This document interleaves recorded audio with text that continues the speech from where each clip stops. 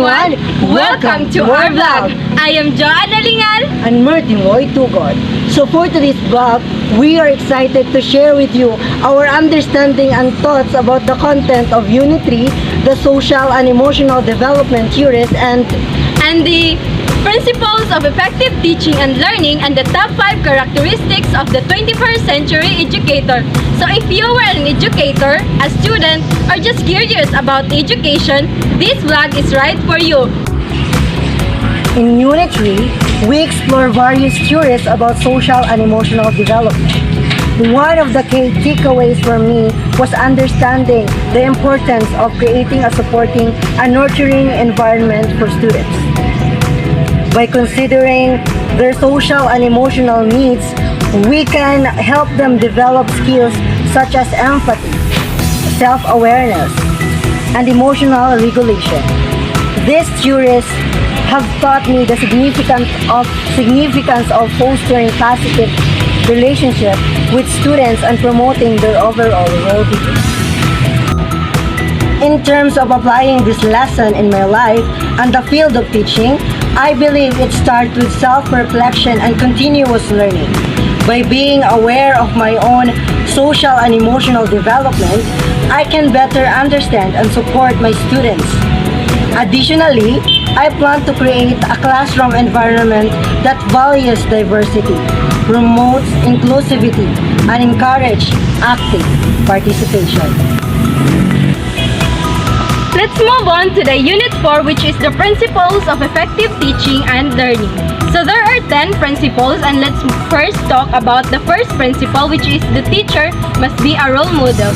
So inside your classroom, you are the pillar of the teaching. So once you are a teacher, you're a role model of your students. Next is the learning is an active process where your learners need to be involved. So we all know that learning, it is one of a process in which a student learn inside the classroom.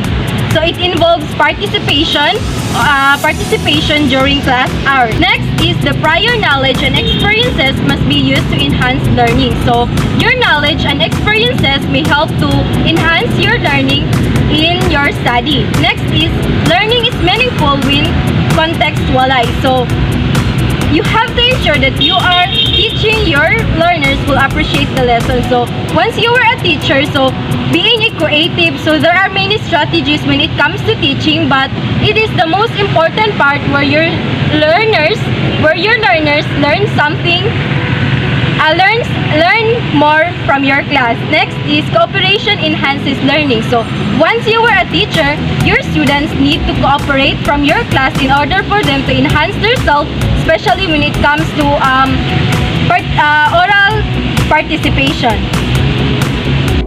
Principle number 6 is learning is influenced by interpersonal relations and communication. So, as a teacher, we must know how to communicate with our students in order for them to build their communication skills. Principle number 7, it is the learner's motivation can define effective learners. So, your learners or your students must have different kind of motivations in order for them to have an effective learning. So, the individuals have different kind of learning in which they are more efficient or effective in that kind of learning. Principle number 8, learning takes place in different ways. So we all know that learning have different kind of ways or strategies in order for you to learn something new. So as a teacher, you must also know how to help your student in order for them to learn in that certain lesson.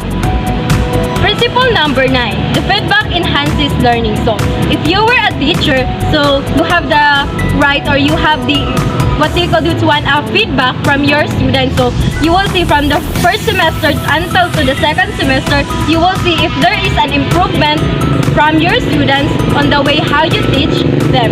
Lastly, last principle is the learning must always be a goal-oriented. So learning So you must have a goal-oriented where you look at that once you were a teacher, so you must establish the purpose of lessons and infuse some tasks to challenge the learners. So if you were a teacher, so you must have this kind of task where your students must be where your students' knowledge will be tested. So now let's talk about the top 5 characteristics of the 21st century educator. So there are top 5 characteristics of the 21st educator: the lifelong learners, the creative, technology savvy, the adaptive, and the collaborative. So we all know that these top 5 21st century characteristics, which is the most important strategies once you were a teacher. So I learned from this lesson, which is that once you were a teacher or an educator, is that you must be creative, you must be collaborative, you must be adaptive, you must know how to limit your communication with your students. So if you were a teacher, you must be creative in different ways, so especially when it comes to teaching your students. So so that your students must be happy or inspired to enter the classroom, that our teacher or our instructor is really creative when it comes to teaching. So in teaching, there are so many strategies in which your students may have the courage to enter your classroom with full of confidence and with full of smile. As a learner, I learned from the subject, which is the PED 101, is that it helps me to develop my behaviorism, my cognitivism, and especially my physical being.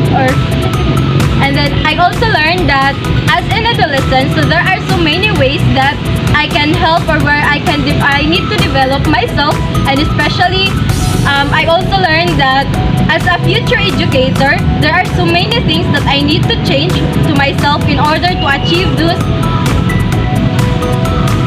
principles and characteristics as a teacher, as a future teacher. So it helps this subject. It helps me to dive more, or to dig more about myself, and to know and to develop my growth. Furthermore, we aim to incorporate student-centered teaching strategies and provide opportunities for students to develop critical thinking, communication, collaboration, creativity, and global citizen skills. By designing engaging and relevant lessons, we can inspire our students to become a lifelong learners and prepare them for a successful in the ever-changing world.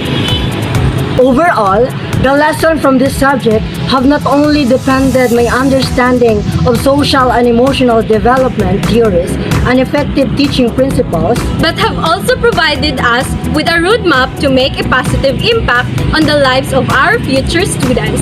We are excited to apply this lesson and continue growing as a teacher. Bye-bye!